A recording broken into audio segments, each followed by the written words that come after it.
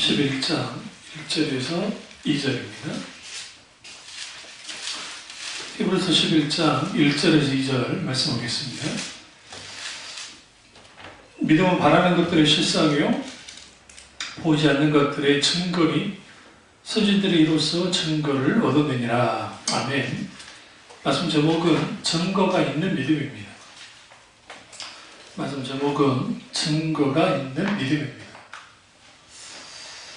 많은 사람들이 신앙생활 하면서 그들이 믿음을 가지고 있다고 하지만 사실상 증거를 갖고 있지 않은 믿음이라는 것은 그게 종교심일 수 있고 또 하나는 신념 체계일 수 있습니다. 그런 의미에서 우리의 믿음이 반드시 점검되어야 되고 그 믿음이 점검될 때에 어떻게 점검되느냐, 우리가 증거를 갖고 있느냐 아니냐예요. 영어로 증거를 테스트머니라고 하는데요. 여기에 그 증거라는 그 의미는 그 히브리, 그러니까 그 성경적인 관점에서의 증거할 수 있으려면 첫째로 목격자여야 됩니다. 그러니까 우리가 주님을 목격하고 그리고 그 하나님이 하신 일들을 우리가 아는 거예요. 근데 우리는 성경과 우리 시대가 2000년 이상 떨어져 있기 때문에 그걸 목격한다는 것은 불가능합니다. 그럼 어떻게 가능하냐? 성령이 우리 가운데 조명하셔서 역사하심을 통해 그 하나님의 말씀 가운데서 하나님의 하신 일들을 경험하는 겁니다. 혹은 아는 겁니다. 혹은 깨닫는 겁니다. 그게 목격하는 거예요. 우리가 2000년 전 예수 그리스도께서 십자가 못 박혀 죽으신 이 사건에 대해서 우리가 실제로 목격하지는 않았습니다. 여러분, 사도 요한 빼놓고 예수님이 십자가에서 못 박혀 죽으셨던 것을 본 사람이 사도들 중에 없습니다. 그건 분명합니다. 베드로도 보지 못했습니다. 도망쳤기 때문에. 근데 우리가 베드로 전후서를 딱 보시면 거기에 예수 그리스도의 그 보혈의 능력에 대해서 그가 분명하게 말을 합니다. 그 어떻게 가능했느냐? 성령님의 놀라우신 역사하심을 통해서 이제 뭐 하는 거예요? 목격하는 거예요. 이 목격했다는 것은 어떤 현장의 목격자라는 거죠. 십자가의 목격자가 되어야 되고, 우리가 천지 창조에 대하여 우리가 알지 못합니다. 인간은 누구나. 왜? 그 시대에 존재하지 않았기 때문에. 아담과 하와도 제일 마지막에 창조됐습니다. 창조의 과정이 어떻게 되었는지는 아담과 하와도 몰라요. 해, 달, 별은 봤겠죠? 넷째 날에 만들어졌기 때문에. 그러나 인간이 하나님의 천자신 세상에 대하여 직접적으로 본 적은 없습니다. 그럼에도 불구하고 하나님의 천지를 창조하셨다는 것을 믿고 실제로 그것을 증거합니다. 그게 왜 가능하느냐? 성령님의 놀라우신 역사하심을 통해서 실제로 그러한 일들을 어떻게 해요? 영적으로 이제 알고 깨닫게 되고 받아들이게 되고 그렇게 되기 때문에 그런 겁니다.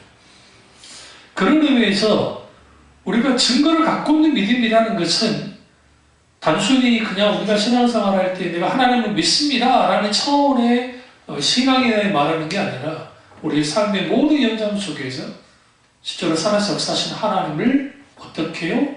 그분에 대한 증거를 갖고 있어요. 그럼 이 증거를 갖고 있는 믿음은 이제 목격자가 된다는 것이 첫 번째. 두 번째는 표적을 가져야 됩니다. 우리가 하나님의 표적, 이걸 영어로는 마크스라고 해요. 마크스. 그러니까 이게 뭐라고 하냐면 이걸 이제 소위 기적이라는 표현을 씁니다. 근데 미라클이라는 단어가 뭐에 그런 게 있거든요. 혹은 표적이라는 의미를 갖습니다. 근데 이제 성경에서 말하는 표적은 단순히 어떤 기적이 일어나는 것을 표적이라 말하진 않고 어떤 기적의 역사가 나타났을 때에 거기에 하나님의 충분한 하나님의 숨겨진 의도가 담겨 있어요. 그러니까 구약에 수많은 하나님의 역사들이 있습니다. 쭉 보시면. 근데 그것이 단순히 기적으로만 받아들이면 그냥 기적을 일으켰나 보다 라고 하지만 그 기적의 이면에는 반드시 하나님의 숨겨진 뜻이 있습니다. 그 대표적인 게 광야에서 만나를 내린 사건이에요. 그러니까 그 만나는 육신적인 겁니다. 원래 말하면 밥이라고 이해하면 되잖아요. 그 빵이라고 이해하면 되고 우리가 먹을 양식이죠. 근데 거기에는 주님이 하나님께서 어떤 의미를 갖고 있었냐면 그 만나라는 그 의미 속에 예수 그리스도 그분을 담아놨어요. 그러니까 어떻게 그리스도를 담아놨냐면 오병이어 이 기적을 일으키시고 난 다음에 예수님의 생명의 떡에 대해서 말씀합니다. 근데 그걸 가르칠 때 뭘 향해서 가르쳤냐면 그 만나와 관련돼서 신명기 말씀을 인용합니다. 사람이 떡으로만 사는 것이 아니요 하나님에서 나오는 말씀으로 말미암아 살리라는 것 같으니라. 그래서 이 만나가 뭐냐 할 때에 그는 말 그대로 그러니까 오병이어의 기적이 일어나는 사건을 예수님은 의도적으로 그 광야에서의 만나를 내렸던 사건과 연관을 시키시고 실제로 그런 연장선상에서 기적을 일으킵니다. 그리고 동시에 그 만나가 뭐냐? 예수 그리스도 그분 자신이라는 거예요. 나를 먹고 마시지 않는 자는 내게 합당치 않고 하나님 나라에 들어갈 수 없다고 말씀하시죠. 그러니까 그 말씀을 들었던 이스라엘 유대인들이 뭐라 합니까? 우리가 식인종인가? 어떻게 저를 먹고 마신다는 말인가? 하면서 그들이 오해합니다. 그래서 예수님이 뭐라 하냐? 자신의 육신을 가리킴이라 라고 주님 말씀하셨어요. 그러니까 이 두 기적 혹은 이 두 표적 구약의 만나의 기적과 신약의 오병이의 기적은 같은 선상에 있어요. 사실. 그런데 구약에서 이 기적을 맛봤던 사람들은 실제로 그것이 육신의 떡만을 먹는 걸로 이해한 거예요. 여러분들 설교를 들으실 때 잘 들으셔야 되는 게 보편적인 설교만 듣다 보면 이게 성경에서 깊은 의미가 있는 것들을 들여다보지는 못해요. 그러니까 설교를 들어도 많은 사람들이 어떻게 설교를 듣냐면 아주 가볍고 그리고 거기에 실질적으로 그 성경에 함축하고 있는 설교보다는 뭐 하면 잘 된다, 뭐 하면 복 받는다, 뭐 하면 어떻게 된다, 그 정도고, 때로는 그냥 스토리 이야기만 하는 거야. 구약에 이런 스토리가 있었고, 이런 게 있었습니다. 그러니까 우리도 이제 예를 들어 뭐 아브라함처럼 우리 순종하면서 그렇게 합시다. 그 자체는 나쁜 건 아닌데, 사실상 성경에서 일어나는 모든 사건들과 그리고 주님의 말씀 속에는 뭐가 담겨 있냐면, 하나님의 경륜이 담겨 있습니다. 오이코노미아. 하나님의 경륜은 숨겨진 하나님의 계획과 뜻이에요. 그러니까 그걸 볼 수 있어야 돼요. 물론 여기에 지나치게 영적으로 막 해석한다고 들어가는 것도 문제지만 또 지나치게 겉핥기식으로 성경을 보는 것도 문제예요. 그러니까 그런 의미에서 구약의 만나 사건은 실질적으로 이스라엘 민족의 생존을 위해서 주님이 주신 거지만 첫 번째 이유는 두 번째 이유는 신명기에서 말씀했던 것처럼 이 신명기는 모세가 광야 2세대에게 하는 말이에요. 그럼 광야 1세대는 만나를 먹고서도 그걸 잘 알지 못했단 말이에요. 주님이 정말 만나를 주셨던 이유는 뭐냐면 사람이 떡으로 사는 것이 아니고 하나님 입에서 나오는 말씀으로 살기를 원했다는 거예요.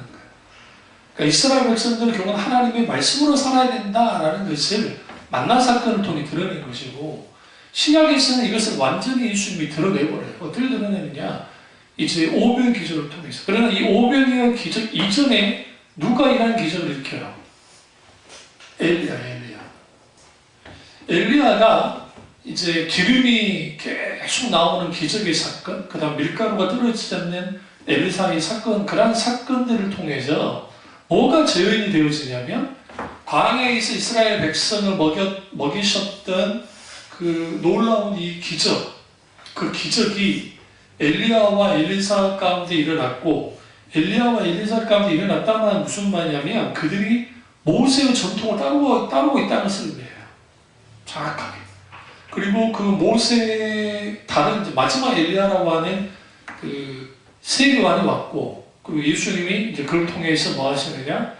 기적을 완성시킵니다. 그때 그게 오병이어의 기적이에요. 예수님이 생명의 영원한 생명의 떡이시다. 이게 표적이에요. 다시 말하면 우리가 증거를 갖고 있는 믿음을 가지려면 우리는 우리에게 표적이 있어야 돼요. 각 신앙에 표적이 있어야 된단 말이에요. 어떤 표적이냐? 단순히 기적을 말하는 게 아니에요. 죽음에 걸렸다가 살아난 그런 단순한 차원의 그런 기적을 말하는 것이 아니라 실제로 우리의 신앙 가운데 표적, 어떤 표적? 하나님의 의중과 뜻이 담겨져 있는 그런 실질적인 표적이 우리 가운데 있어요. 그 표적은 어떤 것이냐? 하나님 말씀을 깨달아 아는 것을 통해서도 일어날 수도 있고 기타 등등 하나님의 놀라운 역사하심을 통해서 보게 되는 거예요. 그게 증거를 갖고 있는 믿음이에요. 히브리서 11장에 있는 모든 하나님의 사람들은 다 증거를 갖고 있고 그들 가운데는 하나님의 표적들이 넘쳐납니다. 그러니까 우리가 무슨 표적을 따라가는 무슨 기적을 따라가는 신앙이 되라는 게 아니라 예수 그리스도의 십자가 그 자체가 표적 중의 표적이고 기적 중의 기적이고 그것을 우리가 믿는 것 자체가 이미 우리는 표적을 갖고 있는 사람들이에요. 그러면 예수님이 악한 세리가 뭘 구한다 했어요? 표적을 구한다 했죠. 근데 이제 이 번역이 좀 어폐가 있는 게 기적이라는 의미로 이해하는 게 더 나아요. 사실은 우리가 요한복음과 그리고 이제 공가복음, 마태, 마가, 누가복음의 극명한 차이는 뭐냐면 예수님의 기적에 대한 접근 방식이 완전히 달라요. 그러니까 요한복음에는 딱 7가지 기적밖에 없어요. 의도적으로 주님의 기적의 사건을 7개만 딱 드러내고 있고 거기에 연장선상에 7 강화 말씀이 들어가요. 그러니까 아주 중요한 말씀들이 거기에 딱 들어가요. 그리고 뭡니까? 비유도 다 묶어서 나와요. 근데 마태, 마가, 누가복음은 어떤 식으로 되어 있었냐면 이게 아주 산발적으로 기적들이 막 드러납니다. 그러니까 어디를 들여다봐도 하나님의 기적의 역사들이 나타나요. 막 이렇게 표적을 하셨다더라, 막 주님이 뭐 살리셨다더라, 뭐 주님이 이런 기적을 일으켰다더라 라는 거예요. 근데 유독 이상할 정도로 요한복음은 아주 정제돼서 나와요.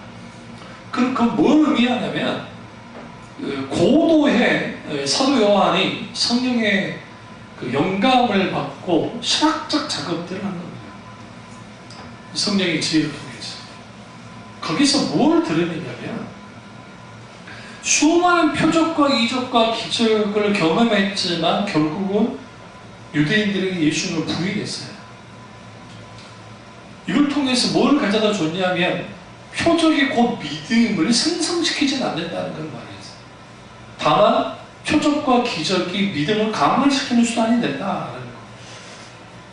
그러면 표적이 필요 없는 것이냐, 그러니까 기적이 필요 없는 것이냐, 그게 아니라는 것을 사도 요한이 강변하는 거예요. 어떻게 강변하냐면 그 7가지 기적을 통해서 그게 분명한 하나님의 목적과 뜻과 계획과 의중을 확 드러내는 거예요. 그것을 아는 사람들은 뭘 하게 되어지냐면 그들의 믿음이 촉발돼요. 어떻게 촉발되어지냐면 강력한 믿음을 갖기 시작합니다. 다시 말하면 기적 자체는 우리에게 뭘 가져다 주지 못해요? 믿음을 강력하게 우리에게 믿음을 생성시키거나 하지는 못하지만 어느 정도 강화시키긴 하지만 그 기적 속에 있는 하나님의 의중과 뜻을 발견하고 그 속에 이제 그 열매를 들여다보고 그리고 그 기적이라는 의미를 알게 될 때 그래서 우리가 믿음으로 반응하면 실질적인 증거를 갖고 있는 믿음을 갖기 시작한다. 그게 성경에서 말하는 믿음. 그러니까 불토만이나 뭐 많은 그 자유주의 신학자들이 성경의 기적들을 다 빼버렸단 말이에요. 자유주의 신학자들. 그러면서 무슨 일을 했냐면 다 빼고 남으니까 윤리 도덕적인 것만 남아요. 이게. 윤리 도덕책밖에 안 됐어요. 어떠한 능력도 사라져버린다. 기독교에서 표적을 빼버리면 혹은 기적을 빼버리면 기독교는 더 이상 실질적으로 힘을 잃어요. 왜냐하면 예수님 그분이 인간이 되신 것 자체가 기적 중의 기적이고 하나님이신 예수 그리스도의 십자가에서 죽으신 것을 이건 표현할 수 없는 기적이에요. 우주 만물을 창조하시는 거 그거는 여러분 그분 하나님이 말씀으로 창조하셨는데 그분은 정말 이 절대적인 하나님이시니까 가능하죠. 근데 그 기적을 뛰어넘는 게 하나님 인간이 된 거예요. 그게 왜 그게 문제냐? 인간을 아무것도 없는 상태에서 모든 걸 창조하신 하나님이 뭔가를 창조하면서 아무 그렇게 어렵지 않는데 하나님이 인간이 된다는 것이 이건 수없는 사건이에요. 그러한 일들을 하나님 하셨더라고요. 그럼 오늘 히브리서 기자가 믿음은 바라는 때 실상에 보이지 않는 것들의 증거니 선진들이로서 뭐다? 증거를 얻는다. 두 단어가 강조되죠. 증거니. 믿음이 뭐하다? 증거하게 된다. 그리고 믿음들이 이 믿음을 믿음의 선배들은 이 믿음을 가지고 증거를 뭐였다? 얻었다는 거예요. 여기서 가장 앞서는 게 뭐예요? 믿음이에요. 믿음. 믿음이 있어야 증거를 가져요. 세상에서 가장 어리석은 사람들이 어떤 사람들이냐면 마땅히 하나님 앞에 나와 예배드리고 마땅히 하나님 앞에 무릎 꿇고 마땅히 하나님을 찾아야 할 때 사람들이 찾지 않는 겁니다. 그래놓고 적당한 자기 핑계를 댑니다. 더 놀라운 건 뭔지 아세요? 그들이 가지고 있다고 하는 믿음이라는 게 얼마나 그게 가짜였는지 그리고 가짜라는 표현보다는 얼마나 보잘것없었는지를 드러내요. 그럼 우리 이렇게 말합니다. 내가 받는 고난이 너무 커서 내가 이렇게 정말 믿음으로 반응하지 못했다고 그럴 수 있다고 봅니다. 근데 여러분 역설적이게도 우리의 믿음을 강화시키는 것은 고난 혹은 고통입니다. 성경에서 하나님의 모든 사람들은 고난의 골짜기를 혹은 광야를 통과해만 했어요. 그리고 그 각기 그 광야를 통과하면서 쓰러져 보기도 하고 넘어져 보기도 하고 마음이 다치기도 하고 절망하기도 하고 모든 것이 끝났다고 생각할 때도 있었고 우리가 다른 게 하나도 없었어요. 그럼에도 불구하고 그들이 광야에서 놓지 않았던 것은 딱 하나가 있는데 그게 뭐냐면 끊임없이 하나님을 찾았다는 거예요. 그러니까 끝없이 하나님을 찾는 거 믿음 없이는 불가능해요. 그러니까 욥이 어마어마한 고난을 당하고 있었잖아요. 우리 같으면 하나님 찾겠어요? 내 몸 아파 죽겠는데.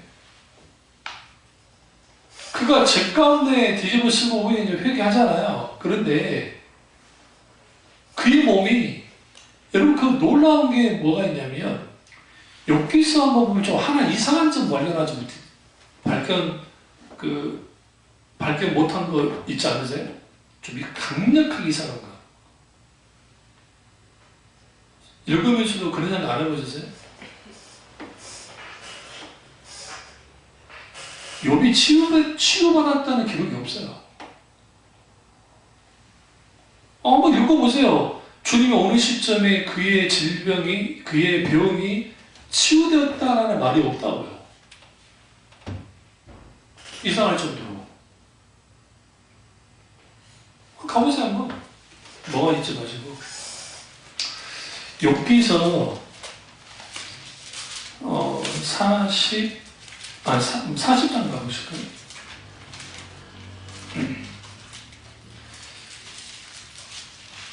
42장 3절은 아니고요. 욥과 하나님과의 대화가 나옵니다. 쭉 보시면 내가 기록을 듣고 이렇게 됐습니다. 근데 10절에 이제 이런 의미가 있긴 있어요. 보시면 욥이 그의 친구들을 위하여 기도할 때 여호와께서 욥의 곤경을 돌이키시고 여호와께서 욥에게 이전 모든 소유보다 갑절이나 주신지라. 그리고 11절에 이제 쭉 이렇게 나옵니다. 근데 어떤 실질적인 기사 속에서 욥의 병이 어느 시점에 갑자기 사라졌다라는 표현을 하지 않아요. 왜 그럴까요? 그러니까 나만 장군이 병이 사라진 것은 분명하게 알잖아요. 그럼 언제 그의 병이 고침받았다는 것에 대해서 욥기서는 관심이 없어요. 그럼 도대체 그러면 우리가 읽으면서 그가 언제 이 병이 고침받았을까? 회개예요, 회개. 6절. 왜냐하면 제 가운데 회개가 하나이다라는 의미 속에서 거기로부터 하나님의 치유가 일어난 겁니다. 사실은. 그리고 거기에서 결국은 뭐예요? 이제 새 친구에 대한 그 말을 하나님이 하시고, 그리고 누가 옳다는 거예요? 욥이 옳았다라는 걸 말합니다. 그리고 그들을 위해서 번제를 드리려고 하죠. 그러면서 이제 그 하나님께서 9절에 보시면 여호와께서 욥을 뭐 했더라? 기쁘게 받으셨더라에 집중하셔야 돼요. 뭐냐면 이 시대가 아브라함 시대 비슷한 시점이니까 아주 율법이 주어지기 전이긴 하지만 하나님 앞에 번제를 드려주는 사람들은 사실상 이제 속건제, 속죄제, 뭐 자기 죄를 위해서 하는 거는 상관없는데 사실은 그가 온전히 회복되었을 때의 번제를 드려요. 그게 어떻게 알 수 있냐면 아브라함을 보면 알 수 있어요. 아브라함이 그 남방 즉 이집트로 도망쳤다가 기근을 들어서 내려갔다가 아내인 사라를 빼앗기고 그가 아주 끝장이 날 뻔합니다. 근데 하나님이 도우셔서 돌아오게 만듭니다. 그가 돌아와서 회복됐을 때 가장 먼저 한 게 뭐예요? 하나님께 제단을 쌓아 번제를 드렸어요. 이 회복을 해요. 그러니까 하나님을 향한 이러한 그 번제의 행위들. 근데 이것은 사실 누구를 향한 것이었어요? 욥 자신을 향한 것이 아니고 자기 친구들을 향한 거였지만 놀랍게도 하나님 누구를 받았다고요? 욥을 기쁘게 받으셨더라. 여기에서 우리는 뭘 할 수 있냐면 예배란 하나님이 우리를 받으시는 거예요. 단순히 우리의 행위를 받는 게 아니에요. 물론 우리의 행위와 우리의 마음으로 이 전체를 전혀 받으시지만 실제로는 하나님은 우리를 받으시는 거예요. 그러니까 예배를 아주 가볍게 여기는 사람이 신앙을 제대로, 신앙생활을 제대로 하는 사람이야? 그럴 수 없어요. 그럴 수 없어요. 우리가 증거를 갖는 믿음을 가지려면 첫 번째인가요? 예배 가운데 하나님께 드려지는 경험들을 해야 돼요. 왜냐하면 하나님과 나와의 직접적인 만남이 있을 수 있는 것은 예배 외에는 없어요. 기도를 통해서 하나님을 경험하긴 합니다. 그런데 그 기도 속에서 다양한 하나님 경험이 있긴 하죠. 기도 응답을 통해서 경험이 있긴 하지만 아주 중요해요. 그럼에도 불구하고 모든 신앙의 총체로 말하는 모든 신앙의 것을 담는 것은 어디에 담게 되냐면 예배예요. 예배에 담을 수밖에 없어요. 그러니까 하나님께 드리는 예배가 뒤로 밀려난 상태에서 실제로 하나님을 잘 섬긴다는 것은 그냥 있을 수 없다. 있을 수 없다. 그래서 과거에 우리 믿음의 선배 목사님들이 예배 예를 들어서 나오는 늦게 나오는 것만 해도 정말 문제를 삼았고, 장로님들은, 특별히 장로님들은 어떠한 상황이 되더라도 주일 예배를 빠지는 것을 용납하지 않았어요. 권사님도 마찬가지죠. 직분자들 특별히. 평신도 집사야 그렇게 치더라도. 왜 그러냐면 적어도 중직에 있는 사람들이 하나님 앞에 목숨 걸어 예배를 드려야 된다는 것을 분명히 가르치는 거예요. 그게 소중하기 때문에. 그리고 그들이 앞선자이기 때문에 앞선자로서 그렇게 예배를 드려지면 뒤에 있는 누가 이제 집사들이라든지 평신도들이 그걸 보고 따른다는 거죠. 그걸 왜 그렇게 소중하게 여기느냐? 그 하나님을 경험하는 것은 예배 가운데 하나님을 경험하는 거예요. 오늘날의 한국교회의 가장 큰 문제는 사람들의 숫자가 떨어져 나가는 게 문제가 아니에요. 가장 큰 문제는 뭐냐면 예배 가운데 하나님을 만나지 못하는 거예요. 내가 하나님께 드려져서 하나님이 기쁘시게 받으신다는 것을 모르는 거예요. 욥이 지금 알았기 때문에 이만하는 거잖아요. 지금요. 욥을 하나님이 기쁘게 받으셨다고요.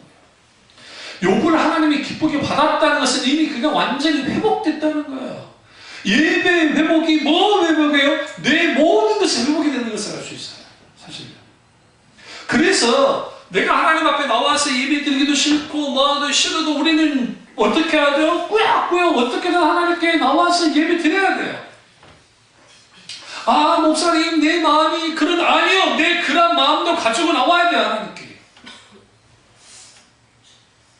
거기에 하나님께 드려질 때 뭘 가져요? 하나님을 경험하죠. 내 안에 있는 예배를 통한 믿음의 증거가 우리 가운데 남게 되는 거예요. 이 증거라는 표현이 이제 이렇게 발언 실사 구조 같은 증거를 할 때 이 증거라는 게 권리증서라는 의미가 있어요. 여러분, 이 권리증서라는 게 뭡니까? 이거 내가 권리 있다는 거예요. 응? 그 지금 이번에 요즘 미투 중에 미투가 있잖아요. 응? 거기에 그 차용증을 받지 않고, 그러니까 상대방의 차용증을 써줘서 받지 않고 연예인 그 부모가 이제 한 것을 이제 돈을 달라고 하는 사람들이 있어요. 근데 이게 사회 법으로 하면은 이거는 못 받아요, 절대로. 이 받을 수 없는 거예요. 차용증 없이 어떻게 받습니까? 아니면 녹취라든지 아니면 누구 이제 같이 돈을 빌려줬다는 것을 누군가가 이제 그걸 증명해 줄 수 있는 사람이 있으면 괜찮지만 그게 아니면 이거 불가능한 거예요, 사실은요. 소송에 다 져요. 근데 권리 증서는 이게 합법적으로 하나님 우리에게 주신 거예요. 믿음을 통해서. 그 권리 증서는 눈에 보이는 겁니다. 실제적인 겁니다. 영향력이 있습니다. 실제적인 가치가 있는 거예요. 그리고 오늘날 우리가 믿음을 가졌다고 하고 믿음 생활을 내가 한다고 하잖아요. 사실 어떤 문제와 어떤 상황이 벌어질 때에 그 권리 증서를 드러내듯이 하지 못한다는 거예요. 그 왜 그럴까? 그 이유가 뭘까? 예배 회복이 안 되어 있는데요. 가장 기본이. 영적인 회복은 예배 회복이에요. 김다준 목사님 말 맞다나 아이들이 자라기까지 적어도 초등학교 3, 4학년까지 거의 한 10년을 애를 키우는 그러니까 모자실에 있는 그분들이 사실 거의 대부분이 그 상황에서 믿음을 다 까먹는다는 거예요. 왜 그러냐면 애들한테 관심을 두고 애들한테 하다 보니까 정작 하나님 앞에 예배 드려야 될 것들을 못하는 거예요.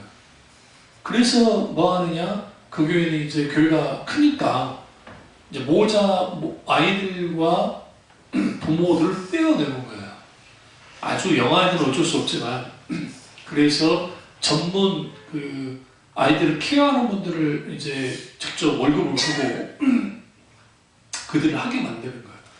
그럼 그 상황에서 이제 떨어진 상태에서 예배를 드리잖아요. 그러면 정말 은혜를 받겠죠, 당연히. 마음 구정이 있을지 모르지만. 그러나 이제 문제는 영아 아이들을 돌보는 엄마들, 그러니까 그 교회나 우리 교회나 대부분 교회들이 다 비슷한 상황이에요. 예배를 제대로 드리기가 쉽지 않은 거예요. 그때 균형이 무너질 수 있어요. 그럼 무엇으로 채워야 되느냐? 뭐 아이들을 그러면 내 편리차는 데가 그럴 수는 없고, 그래서 개인의 경건을 끌어올려야 돼. 어쩔 수 없어요. 그 부단히 아이들에게 안수를 해야 돼. 예배 때 주님 떨어뜨리지 않게 해주옵소서. 그래서 김 목사님이 늘 설교할 때, 지전에 기도할 때 잠옷실에 있는 그들에게도 하나님 은혜를 풀어 주사. 이전에 예배는 시작되었고 하나님 그 예배가 함께 해달라고. 그게 다른 이유가 모르겠어요. 예배드리기가 참 쉽지 않거든요. 그러니까 엄마들이 새우깡 까먹고 있고 자부심에서 예배드리면서 그러니까 고초가 있는 거예요. 키우는 엄마들도. 그러니까 그런 거죠. 우리가 하나님 앞에 예배드릴 때에 그 예배가 살아나려면 여기 필수적으로 요구되는 게 회개예요. 결국 하나님 앞에 충분히 내 마음을 담고 회개하고 돌이킬 때 거기에 하나님 뭐가 있느냐? 이후에 우리를 향한 하나님의 놀라운 뭐예요? 나를 받아주셔. 그게 믿음이 있다의 증거예요. 너 참 믿음이 있구나. 우리가 진정한 믿음이 있다는 것은 거기에서 증명된 거예요. 이 예배가 뭐까지 연결이 돼야 되냐면 우리의 삶까지 연결돼야 돼요. 우리 삶에까지 이것이 연결되어졌을 때 이제 비로소 우리 가운데 무슨 일이 벌어지기 시작하냐면 하나님이 우리 가운데 역사하는 것들에 대해서 우리가 이제는 흔적들을 발견하기 시작하는 거예요.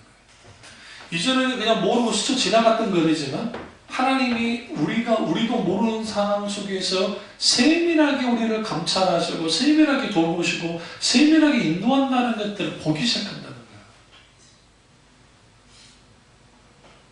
하나님은 놀랍게 그렇게 했어요. 근데 그것을 모르고 지나가는 사람들의 특징들은 뭐냐면 그런 것들이 세상 사람들과 똑같이 우연히 그렇겠지라고 생각해요. 그것도 아니면 상당수의 사람들이 어떻게 생각하냐면 그런 것들은 이제 뭐 그렇게 큰 의미를 두지 않는 거예요.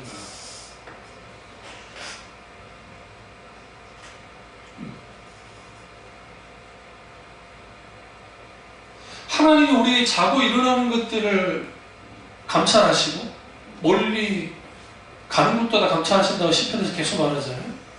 하나님은 우리를 이렇게 일거수 일투족을 다 보고 계시거든요. 그럼 그 보고 계신 속에서 우리는 뭐 해야 되느냐? 하나님과 계속적인 뭘 해야 돼요? 만남을 가져야 돼요. 우리는 하나님께 말을 걸어야 돼요. 아니, 말을 걸어야만 해요. 히브리서 기자가 증거 있는 믿음, 그것도 두 번에 걸쳐서 강조하니까 우리에게 권리정사가 있다. 그래서 믿음은 권리정사다. 그럴 때는 우리는 당당할 수 있고, 그럴 때는 우리는 그 믿음을 가지고 나아갈 때, 구약의 하나님의 사람들이 하나님의 뜻을 충분히 담아서 하나님 크게 역사를 감당했던 것처럼 오늘날 우리를 향해서도 주님이 그렇게 할 수 있다고 말씀해요. 히브리서 기자가 그걸 강조하는 거예요. 그리고 히브리서에서 우리가 히브리서 11장을 이해하려면 이제 12장으로 가보세요. 히브리서 12장 1절과 2절.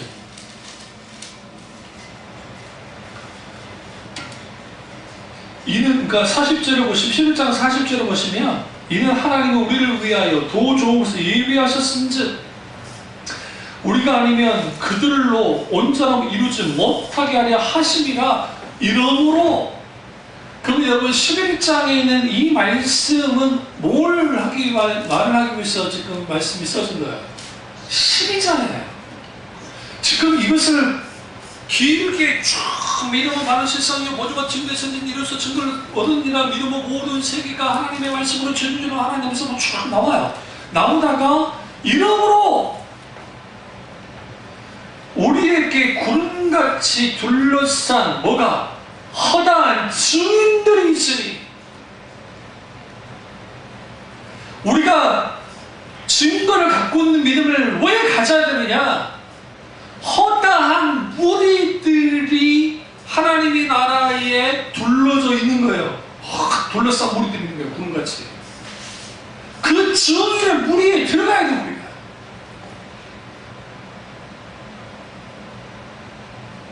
아주 중요한 말을 합니다. 모든 무거운 것, 첫 번째. 두 번째, 얽매기 쉬운 죄를 벗어버리고. 세 번째, 인내로서 우리 앞에 당한 경주를 하며. 네 번째, 믿음의 주요 온전히 온전하게 하시는 이 예수를 바라보자.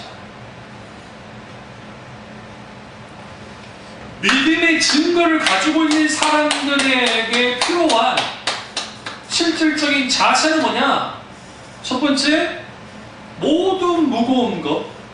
두 번째, 얽매이기 쉬운 죄를 벗어버리는 것. 그러니까 모든 무거운 것을 벗어버리고 얽매이기 쉬운 죄를 벗어버리고, 세 번째, 인내로 소리에 닿는 경주를 하는 거예요. 끝까지 가는 것이고, 세 번째는 온전하게 하시는 예수 그리스도를 바라보는 겁니다. 그래야 우리가 뭐가 될 수 있어요? 증거를 갖고 있는 믿음을 가질 수 있는 거예요. 많은 사람들이 내가 증거를 가졌어 할 때는 단순히 목격자로서만은 부족하다고요. 필요하지만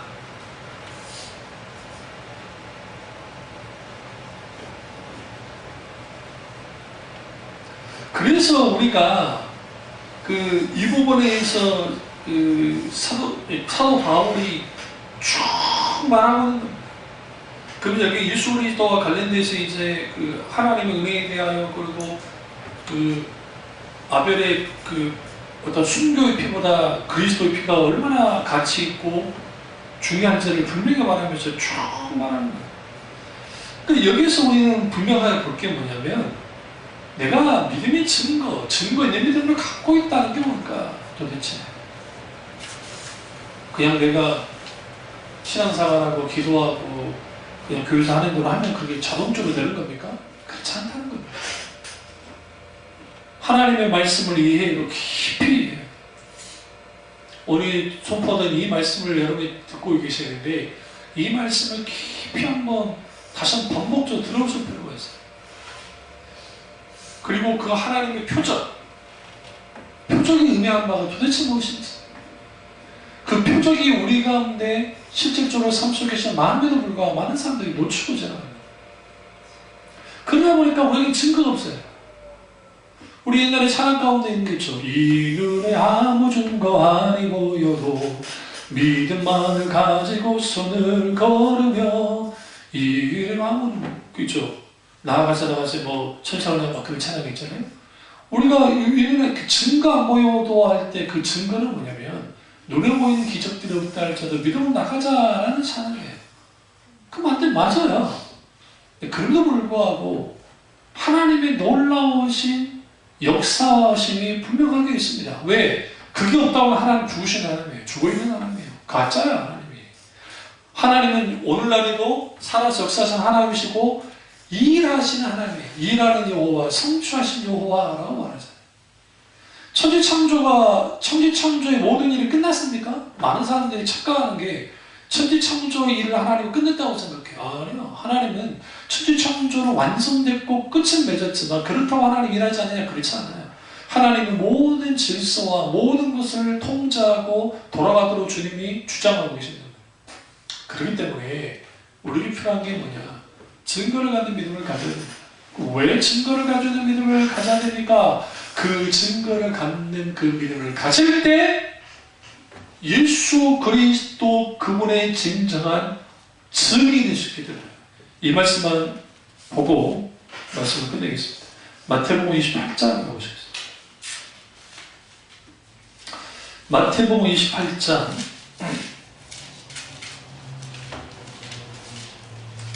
18절부터 20절까지 보겠습니다. 예수께서 나와 말씀하여 이르시되 하늘과 땅의 모든 권세를 내게 주셨으니 그러므로 너희는 가서 모든 민족을 제자로 삼아 아버지와 아들과 성령 이름으로 세례를 베풀고 내가 너희에게 본고한 모든 것을 지키게 하라. 볼지어다 내가 세상 끝날까지 너희와 항상 함께 있으리라 하시니라. 이게 예수님의 지상 대명령입니다. 이 땅에서 하셨던 가장 큰 명령입니다. 이 명령을 수행할 수 있는 사람이 누구냐? 믿음의 증거를 갖고 있는 사람입니다. 진정으로 하나님의 믿음의 증거를 가지고 있음을 통해서 하나님의 지상 대명령을 행하는 저와 여러분 되시기를 주님의 이름으로 축원합니다. 기도하겠습니다. 기도하실 때 오늘 이 말씀이 나의 말씀이자 우리 말씀 되게 달아 기도하겠습니다.